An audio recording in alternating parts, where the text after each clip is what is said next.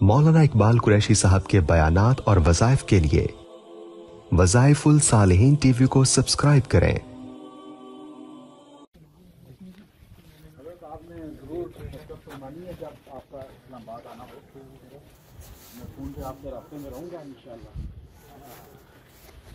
आपके औकात का कौन सी बेहतर हो सकती है कभी कभार बुलाएं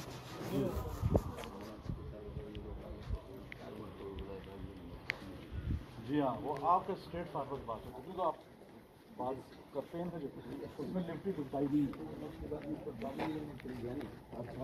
प्रोग्राम थे अभी भी अच्छा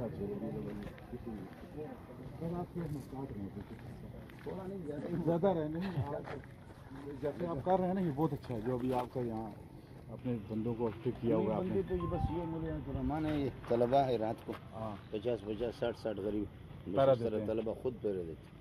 जगह इतनी बड़ी है, 4 दीवारी भी नहीं है। नहीं इसका नहीं है, वो भी नहीं सकती है इतनी बड़ी जगह पर। जी जी जी, अल्लाह मालिक बहुत अल्लाह आपकी हिफाजत फरमाए। आप दुआ में याद रखें। अल्लाह बरकत। अस्सलाम वालेकुम। आपकी हमें खुसूसी दुआ चाहिए। अल्लाह की मौलाना इकबाल कुरैशी साहब के बयानात और वज़ाइफ के लिए वज़ाइफुल सालिहीन टीवी को सब्सक्राइब करें।